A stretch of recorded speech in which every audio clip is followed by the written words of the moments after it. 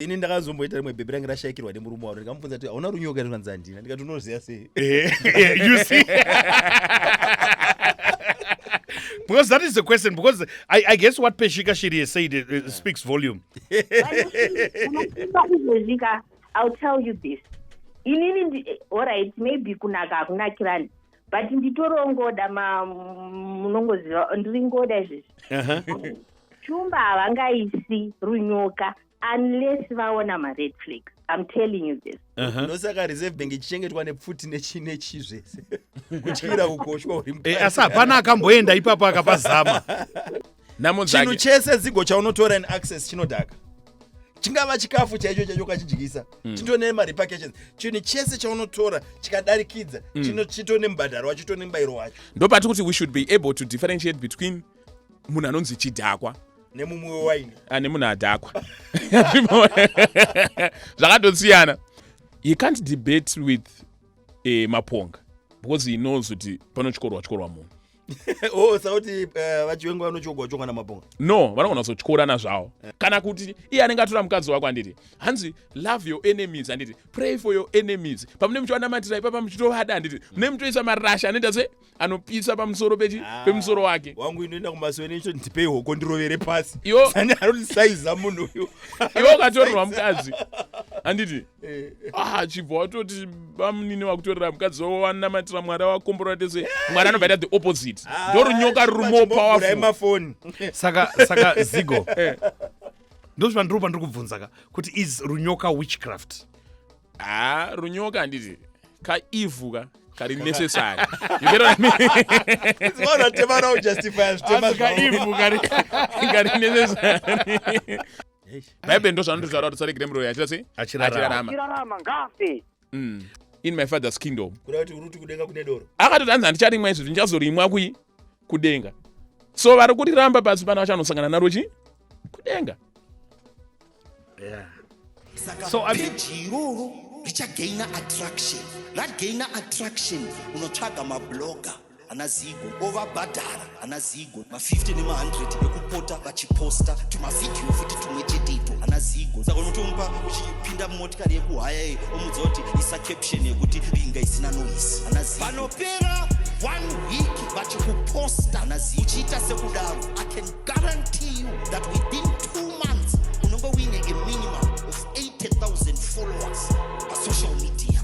Lokubatikadare ana Zigo. 27 minutes before the news at 9 a.m. is our time right here on Kapi Talk 100.4 FM. Harare's Heartbeat. We get into the religion issues. As always, we discuss them right here on Kapi Talk with Zigo. Good morning to you, Zigo. How are you doing today? Good morning. How are you? Great, man. It's been a long time. A very, very long time. I was on vacation. Yeah.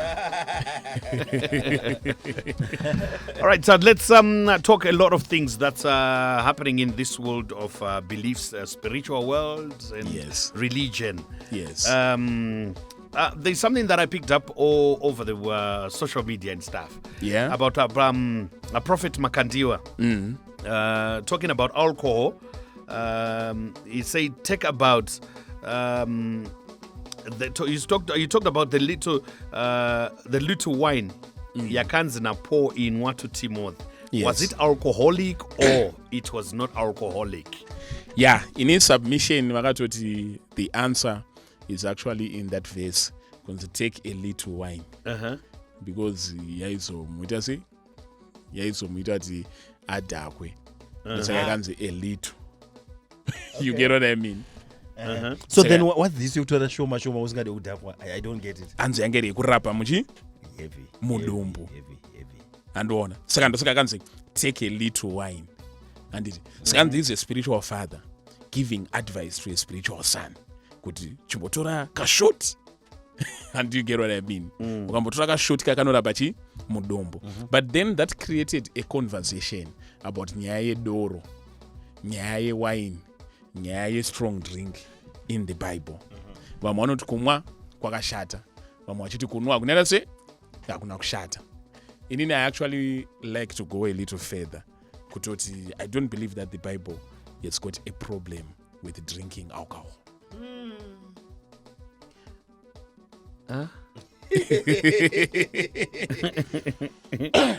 Ndinomvunzo Zigo, when just picking up from what Prophet Makandiwa talked about, take about the little wine.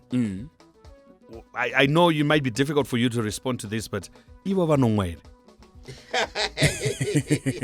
Mvura vanomwa ndo yandiri definite kuti vanomwa. But mawine, kune matypes emawine anomwiwa neman of God. Kutori nemamwe well known prophet in Zimbabwe. Andotoziva ndakatombosvika vachita sei vachinwa. And doro rava noritenga rinotengwa nemasons. Kutori nemasons eri basa ravo nderekutenga doro ramen of God. For Prophet Makandiwa handiziva hangu kuti vanomwa here kana kuti ayewa. Asi zvakafanana nemana Holy Communion vanomwa. But ndokumbira kumbobvunza ipapo kana when the Bible has spoken about it, do we then have an opportunity to say no? When the Bible is giving you an instruction of inwa hakuzvishoma. Saka iwo ucharambira shoko raMwari rari kukuudza. Ipapo vakabata Bible handiziva kuti context yacho ndechi. Aitonzi drink for your stomach's sake. It was medicinal kwake. It was medicinal. Ainwa just because yaitora pamudumbu make maitonzi munorwadza. I think that was the reason. Because anakumwira kudhakwa kwamunhu. But manje ukazoona manje tinashe kuti ubate apa. Bible handiti rinodiscourage hudhakwa yatinoti drunkard behavior. Ndo panozonzi drunkards. Chidhakwa. Handiti kuti unotozikanwa kuti zvakafanana neBhayibheri rinodiscourage kukara, munhu ane nhafu, munhu anodyisa. But harirambidzwa nekuti sei kudya. Mukubabada. So in the same sense kuti gluttonous, drunkardness. Kudyisa, kukara zvinouya after wadya. Kudhakwa nekugara uri chidhakwa kuti unozikanwa chidhakwa zvinouya after waita sei wanwa. Saka iwo hausirambidzwa kunwa. Ndosaka makaona kuti Noah muBhayibheri akanwa akadhakwa akasara ari pachena. Asi vakatomuseka ndo vakazopiwa case. Iye wambonzwa Mwari achiti iwewe. There's someone who has responded, a listener. Anzi iro vhesi redoro vakomana. Ipai doro vaya vavakufa. Uye ipai waini vaya vari kushungurudzika. Regai vanhu vakanganwe nhamo dzavo. Varege kuramba vachiyeuka matambudziko avo. Proverbs 31. Avanoita soba. Chezvinobva zvadzoka. Aiwa. Ona batisana. Vhesi raverengwa iri Proverbs 31. There's nothing wrong with that verse. Hapana here vane matambudziko vari miserable vari chi tombokupa umbokanganwa chi. But wona kazigo apa panzi take a little wine. Ungadhakwa ne little here kuti ukanganwe nhamo. Aiwa uya anga achirapa mudumbu. Then vawanzi vape. Vambokanganwa chi nhamo dzavo. Chichakaipa pakupa munhu doro kuti akanganwe nhamo dzake. Urandikare ndichingozofunga nhamo tombokupa kwaumbokanganwa. Saka ngatiregeika kushora tikaona munhu akasika akadhakwa. Ona. Ndosaka tiri kutika ipapa Noah paakatomwa pamwe aida tokanganwa nhamo dzake. Animuona? Bible countless times doro raimwiwa ende hapana akambopomerwa mhosva yekumwa doro muBhayibheri akatojajwa. Pana wamakamboona. Ukaverenga Deuteronomy 14 kubva pa22 uchikwidza pane matorwa nyaya yechegumi. Mwari acharaya achitoti chegumi ichi handiti endai nacho panzvimbo yandichasarudza munotenga zvese zvamunoda, kana muchida mombe, kana muchida shipi. Ndinozoti kana muchida wine, yobva yati kana muchida strong drink, rechishona rinobva rati kana muchida zvinobata. Handiti hanzi mozvimwa pamberi paMwari kuti mudzidzise kutyani kutya Mwari. Let's put it this way, Zigo panapa. Pari kutaurwa nyaya yekunzi kudhakwa pana Proverbs apa. What kind of alcohol is this? Is this wine or it's beer?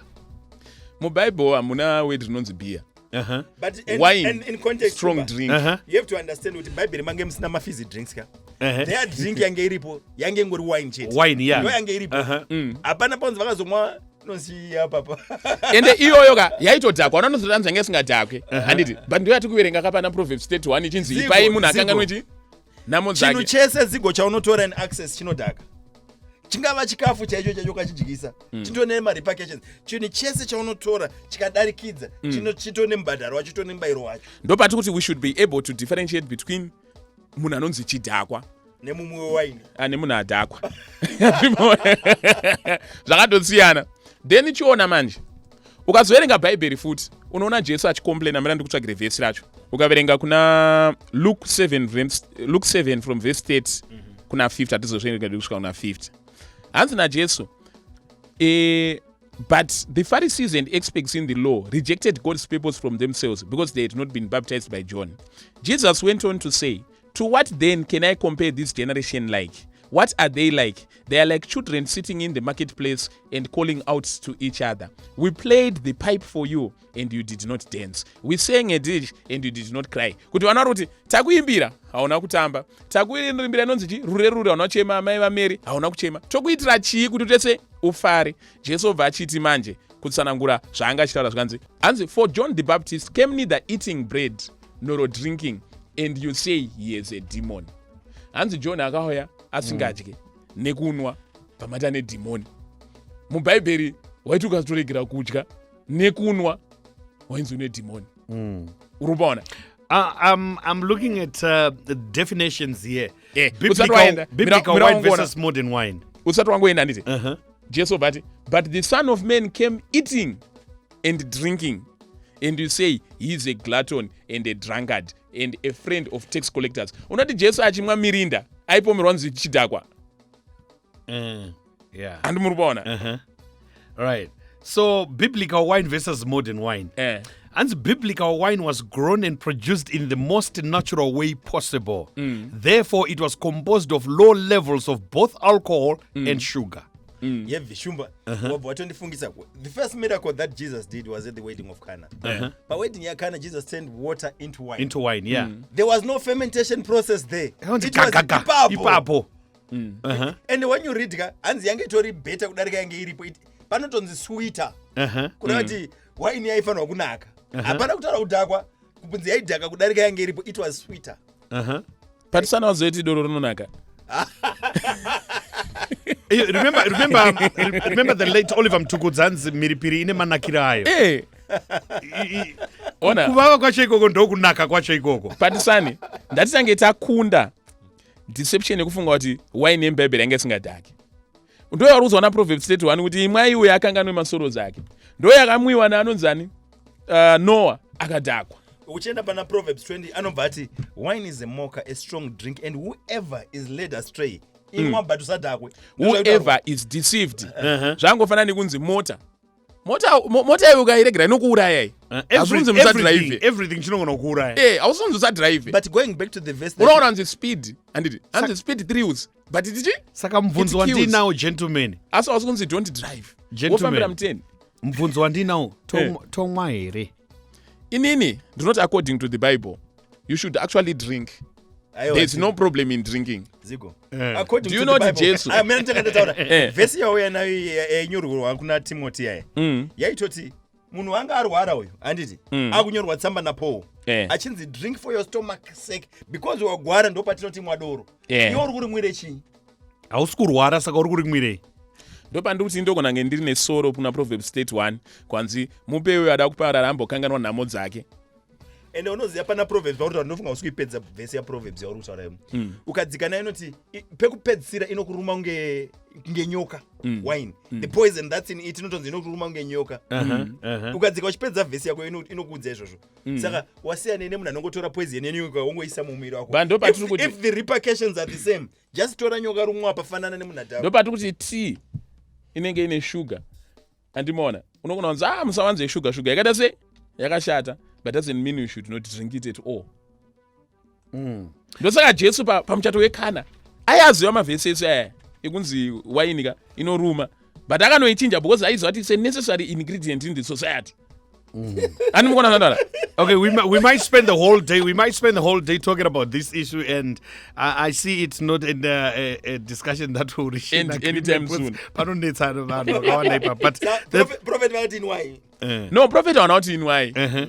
Prophet vakangotaura kuti iwe funga kuti spiritual father handiti vari kuudza spiritual son utora shoma but tichingoclosa manje apo prophet handiti vaingotiraya kuti vhura meso vaita pave way for isu sana zigo manje tinozotaura zvinhu plainly.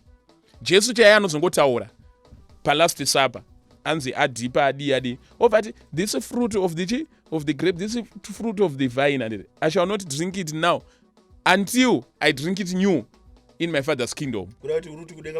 Akatoti hanzi handicharimwa izvozvo ndichazorimwa kudenga. so vari kuriramba pasi pana vachanosangana naro kudenga. So I picked up another issue as well. Let's put this aside.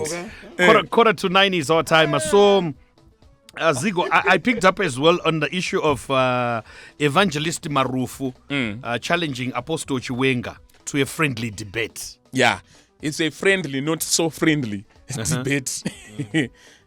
If you remember, Apostle TF Chiwenga, I want to debate with anyone because he believes that he has got the only true church in the world right now and he can prove it.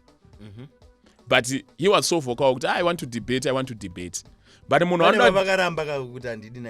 Joshua Maponga wanted? Joshua Maponga wanted. Do you know why vakaramba? Because Joshua Maponga anongosvika ongoti bhaibheri racho iri kairi rakatonyorwa naningi sike wakabvisirwa bhaibheri manje uchadhibheta nei munenge masina the yardstick for you to then ana hawati nyoni vakaramba because vaingoti these are nobodies. But what I can actually depict from what he says, he can't debate with Maponga because he knows kuti panochorwa munhu. Sauti vachiwenga vanochogwa na Maponga. No, vanogona kuzotyora zvavo. But unenge haudi zvinhu zvekuti it's a win-lose or a win-win. You want a situation where you unyatsoziva. Outright winner. But at the same time, I also have a question as well. Do we have to debate about the Bible? I think it's good. Yeah, it's a revelations. You get an insight from another angle. No, pane ma analysis ma debates andikura ndekuti kuti uyu ari kuti chakashata ichakanaka. It's actually good. Are you going to reach a compromise the same way we are discussing issue to do with wine? Kana mine mweya waMwari. Tinobuda neanswer. Kana mine mweya waMwari. Ndo panozoitwa naJerusalem Council. Kana tine mweya waMwari. Tinozobuda ne-outcome inspired by the Holy Ghost. But madebate ari kuitwa izvezvi ndiye kuda kuratidza. Yes, that's exactly what I was asking. Ndo pati kuti manje Apostle TF Chiwenga wada kudebate na Prophet Makandiwa. Why wada kudebate na Prophet Makandiwa? So inauye manumbers. Inini unoti nini ndikadedzwa ndi panapa ndichidebate newe patisani panapa nditi malevels anga kutokwira. Okay. Ndo zvodaita chi? Saka apa nema levels anokwira ndeupa. Apostle Chiwenga. Makandiwa vane manumbers already. Saka Makandiwa manje vanenge to zvidzikisa. Apostle Chiwenga vazvikwisa. What about Evangelist Marufu and Apostle TF Chiwenga? Evangelist Marufu manje is very radical as much as Apostle TF Chiwenga is also radical. So it's a reflection of what? Of himself. But Apostle Chiwenga katasa Evangelist Marufu. Vanozviona because Evangelist Marufu is a man who does not shy to say what he believes is the truth. Anmona. So debate rakadaro manje ka rakatomboitwa. Vatotoronga kuti zvaita musi wakati. Then Apostle TF Chiwenga bvango cancel. So shumba isusu tiripo se capital. Tovashedza ere pano. Not a problem. Marufu and inyaya dzeBhaibheri chete handiti. Bible chete. Tinovashedza. Yeah, if they are willing, we can bring them up to the studio. Evangelist Marufu watori willing more than willing. Saka iwo chironga na Evangelist Chiwenga toti garai apa mudara. Vamarufu garai apa. Toisa Bhaibheri rake uyu, Bhaibheri rake. Pedzerana ine mafisi. Kana tisite nchivaverengera. Tichivapa time kuti iwo utaura 1 minute. Zvinenge zvingori zvemuBhaibheri chete. 1 minute rakureka pera totadzima maiki. Bhaibheri ingori nyaya dzemuBhaibheri chete. Bible clash. Yes. Like cup clash. Can you arrange that? Nenge akona ngale na libo. Akona ngala kabirirwa, kona ngala kabirirwa. Okay, there is another issue as well. We'll wait for that if we are going to bring up that discussion here. But there is an uproar against Runyoka. What does the Bible say about it? Yeah, Runyoka muBible hapana munhu wandakatomboona akashandisirwa runyoka muBible. But maybe uchiuza Abraham pakatorwa mukadzi wake namambo yoyo. Ainzani mambo? Abimeleki, something like that. Mwari batanga kushungurudza munhu kuhope. Vakadzi vese vanga vari mumba bva vavharwa chibereko chichi. Kusvika zonzi munhu watora mukadzi wemunhu.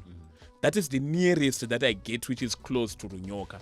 But it was not Abraham going to God kuti Mwari ndisungire munhu. Ndimwari aichengetedza munhu wake wanoita se waanoda. Okay, at the same time I think Mwari anongorespecta chinhu chinonzi mukadzi wemunhu kana mukadzi wemunhu amukadzi wemunhu. remember king vakatora mukadzi wemunhu vavatora murume wacho vavamuendesa kuhondo vavanomisa paforefront kuti achekereswe very fast vatapirwa nemukadzi wemunhu akatozosvika pakuurayirwa mwana ka exactly akatozotumirwa muprofita akanonzi enda unotaura muprofita kuti kune munhu akadai zvikanzi namambo ndiani munhu iye aurayiwe kutora mukadzi wemunhu kwanzi munhu akashata ndimi mambo sakakona kuti kutora mukadzi wemunhu kwakafanana kana nekubira munhu mombe kumusha bvunzi example yakapiwa yainge ndekuti akatora gwai remunhu 1 ranga inaro iye ane makwai ehope ukaba mombe izvi zviuona zvinoitika ndozvakafanana neipapa but runyoka manje izvezvi I wouldn't say kuti Bible rinosupporta runyoka and wouldn't say rinorambidza runyoka because Bible manje rinoti vengeance belongs to the Lord. Iwewe kana una mukadzi wakatorwa ka chingotanga ngoti indazvisira maoko maMwari ndazvisira maoko maMwari kusvika Mwari azviona kuti iwe wazvisira maoko mani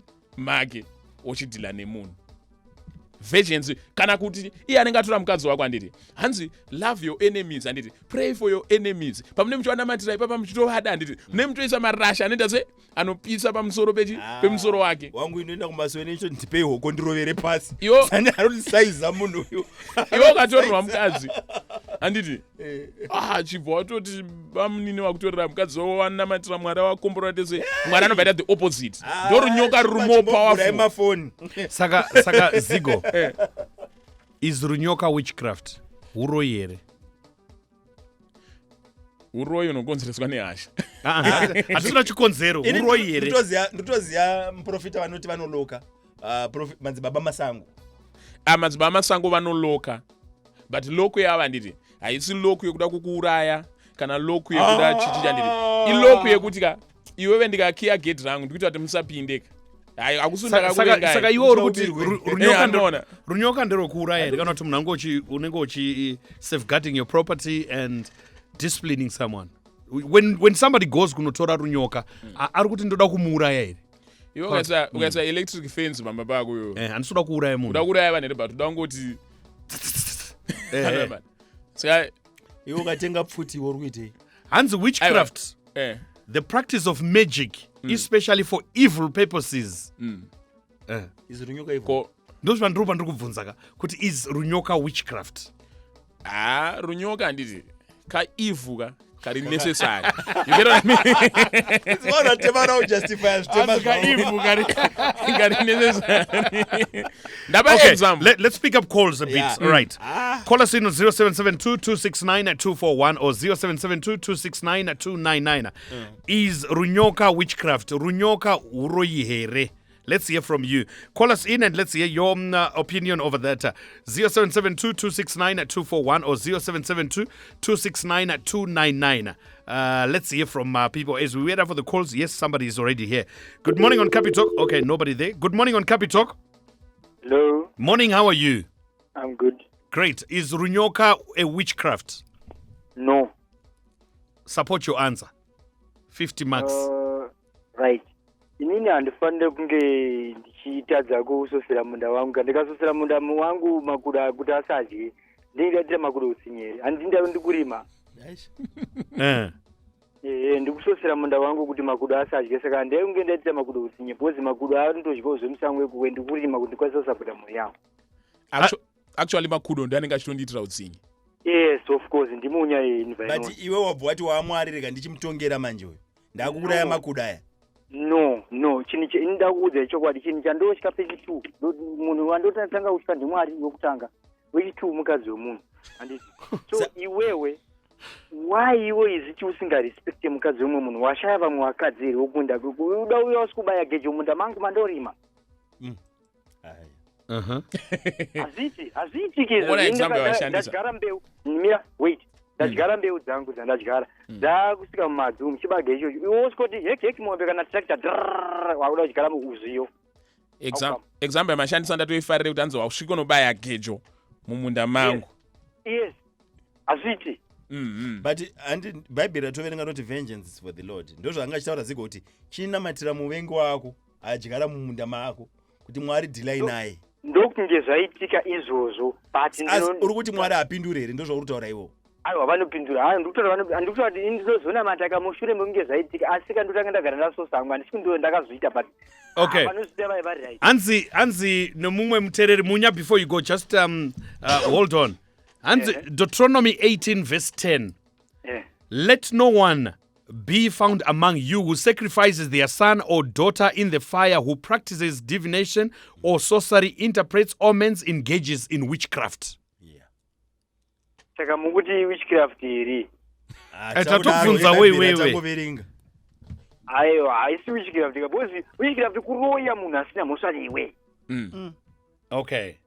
Muroya anze muroya wakambona achivinga munhu wakamutadzira.